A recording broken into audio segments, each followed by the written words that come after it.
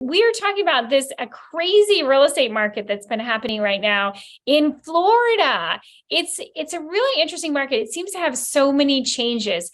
And you're a military brat. So you must have some insights about how should we help not only our clients who are out there, but also our fellow real estate agents to embrace the changing real estate market. Welcome to the Jennifer J. Hammond Podcast. Jennifer is a licensed realtor, educator, speaker, and best-selling author. Jennifer's goal is to help you find your yay in every day. Hello. I'm Jennifer Hammond, and I'm so excited. I have Derrick Chappell here today. Welcome.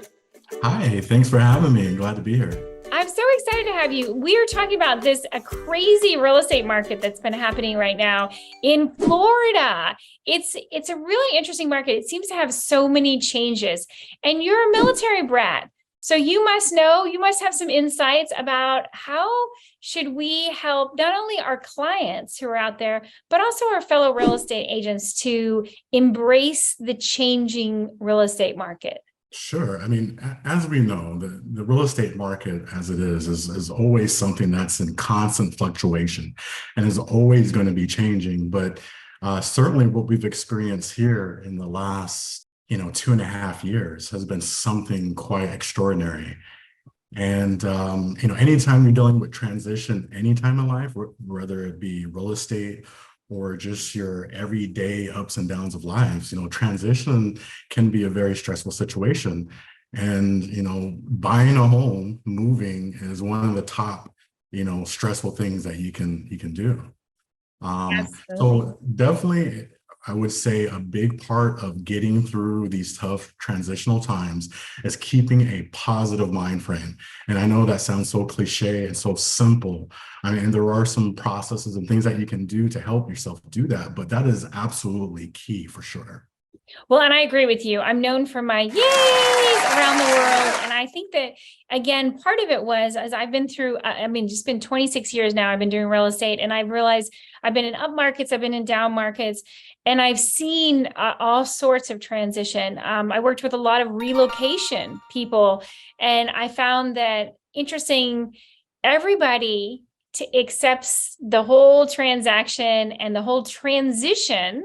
So the real estate transaction and then the transition differently. So no two people are exactly alike, whether people are transitioning because they were married and now they're going through a divorce.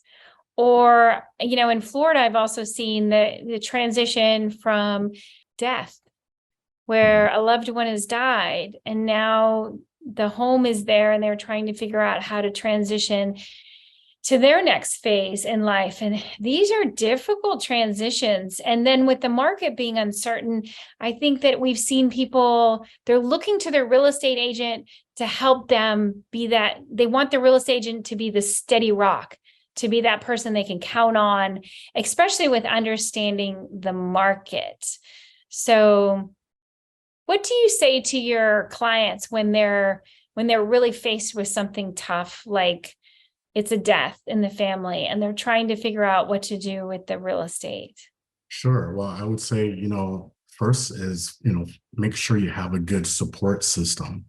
Having a support system around you, be it friends or family, to lean on is really important in these times. It's tough enough going through a real estate transaction and having to deal with, a death on top of that is a very difficult process. So, and also having a real estate agent that is able to be that rock for you and understand that life is more than just that real estate transaction, but there's a lot of other things and variables that go along with that. And having an agent that's going to be able to, understand and empathize with you and kind of walk you through those processes is going to be really important. And on the other side, real estate agents, should, also learn how to, if they don't know how to do it, develop those skills to be able to be there for their clients. Yes. And I would love for you to share a little bit about your story. You're a military brat. You traveled not only around the United States, but you've also traveled around the world. What were some of the biggest challenges you faced when you were coming into a new area? Sure. I mean, anytime you move, it's a completely different environment. And so just kind of learning the lay of the land, where everything is, things that are important for you, whether it be, grocery stores or, places to shop or, the flow of traffic, even. There's just so many different things that you don't know about that environment. So that is the tough part about going through a new move is there's so many different things that is just completely new to you. And I think you said that one thing about that, having that positive attitude. And I talk about it, again, wherever you go, to just try to look at it from that positive attitude of it's an adventure. Now it might be difficult to find the grocery store, but it's an adventure. If you can look at it from that positive viewpoint, I think that is something that is really special. One of the things that I tell my clients when they're looking at a new area is to go, what you just said, go find the grocery store, go find, if you're a coffee lover, find what coffee shop would you frequent? What are the things that you have on your regular daily life? And then go visit them. I used to give a homework assignment to go have a meal, a lunch or dinner at a restaurant in that neighborhood and see if, hey, this feels like home. If you have a dog, go see where are the dog parks, where's the closest veterinarian. If there was, you need to take your dog to the vet. What are the things that neighborhood provides you that makes you feel connected to that neighborhood? And you go, oh, this is my home. This is where I'm supposed to be. You need to find that. So what are some of the things Absolutely. you say to your clients? Well, along with the things that you mentioned, which are all great ideas, I mean, in today's social media networking, there's also all different types of groups that you can join.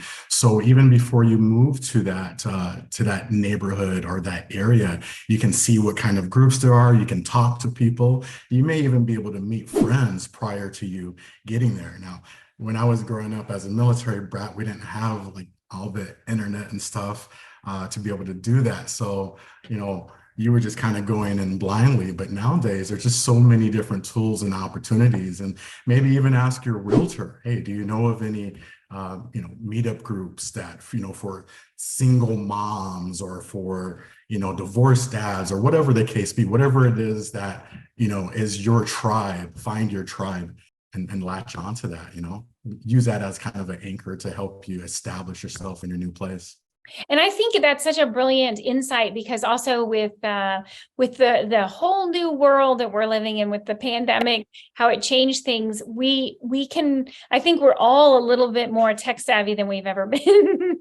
and looking at social media and the meetup groups, as you mentioned, and other technology to find out what's going on. I mean, I've been amazed by some of the neighborhood groups. I've learned more than if I had, just been watching the news, the mainstream news or the whatever. Absolutely.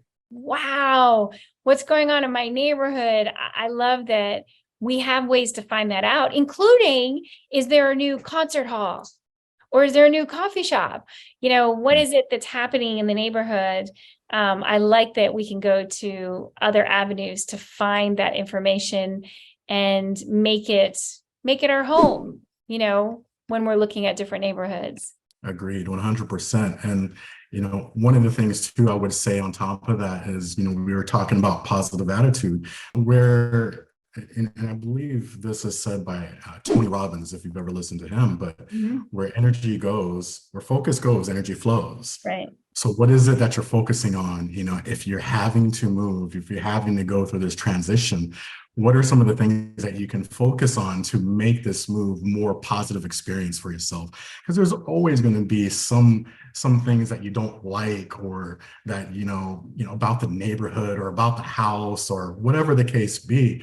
But what are you focusing on? That's going to be key. I agree. And it's so much, and that's part of, to me, one of the most parts that we need to look at when the challenges come, because we need to focus not on the challenge, but okay, let's create a solution. Okay, that one didn't work. Okay, let's create another solution. Okay, then maybe that didn't work. But again, focusing your attention, your energy toward the solutions, not toward, oh my gosh, this problem, and just focus on the problem, just focusing on something different. And a lot of times that the creativeness, I've had so many times people say, where'd you come up with that idea on how to solve that issue? I'm like, I just kept creating solutions until one of them actually worked. And I think that's one of the keys to really helping people have that good transaction and transition to a different neighborhood. So I know one of the other things about you is that you have your own journey, your spiritual connection and embracing intuitiveness that's helped you overcome life's obstacles. How do you use that spiritual connection and your intuitiveness to help your clients? Sure, absolutely.